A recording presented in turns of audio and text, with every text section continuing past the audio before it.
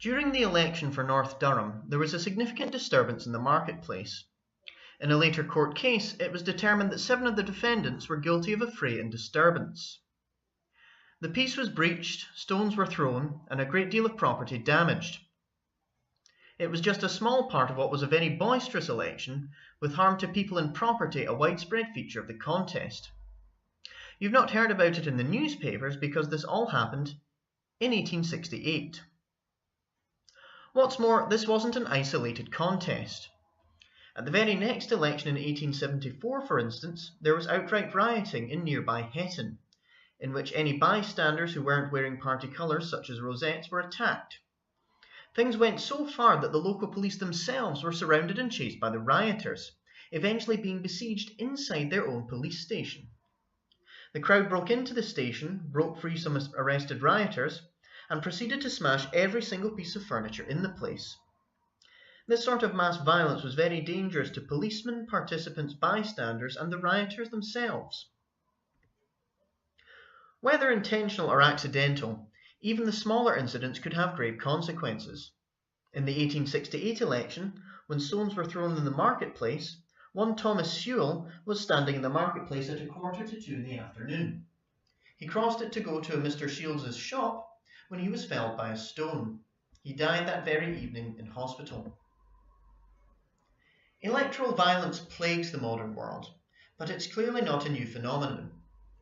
Violence and intimidation were a common part of early elections in many now established democracies, such as the UK.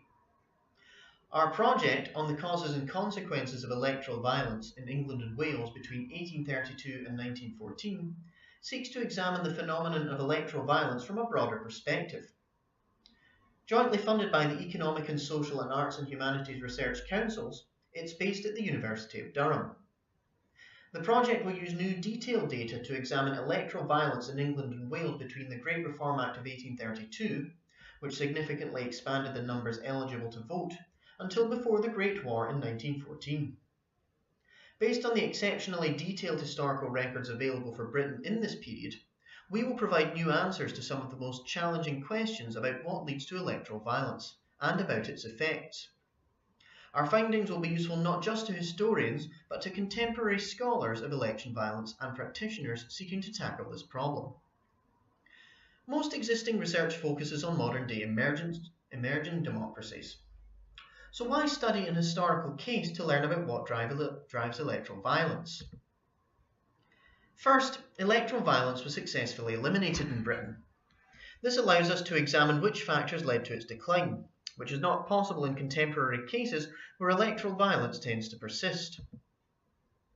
Second, we're able to look at a period of nearly 1 century and 20 general elections. In contrast to contemporary studies, which have time spans of about 20 to 30 years, this enables us to disentangle short, medium and long-term trends in electoral violence.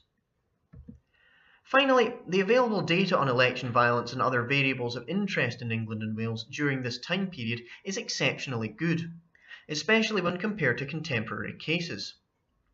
This enables the tracing of a large number of individuals' voting histories over multiple elections to compare with incidents of violence, alongside various background characteristics such as age, education, income and employment.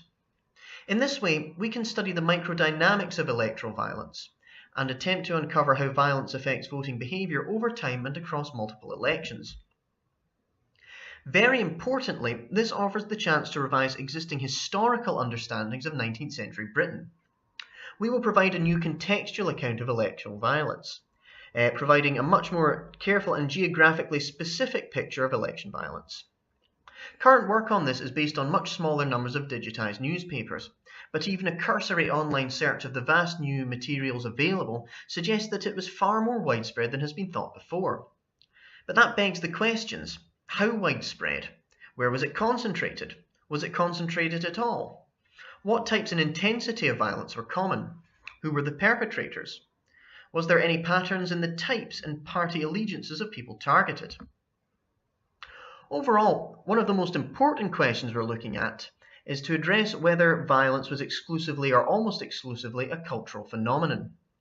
Was it a spontaneous, customary, bottom-up popular expression of carnival-like electoral celebrations? Or were there elements of planning? Was violence used strategically by political elites in order to influence election results? At the root of these questions can be found the causes and the consequences.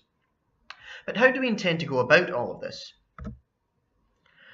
We will create a new data set on the electoral violence in England and Wales for all 20 general elections between 1832 and 1914, based on newspaper archives and government and police records. We will link this information to cleaned up versions of existing political, economic, social, geographic and non-election related violence databases, including individual level data from rate and poll books. We will also collect and analyse a wide range of qualitative evidence. Out of all of these sources, however, it's the newspapers which are the largest.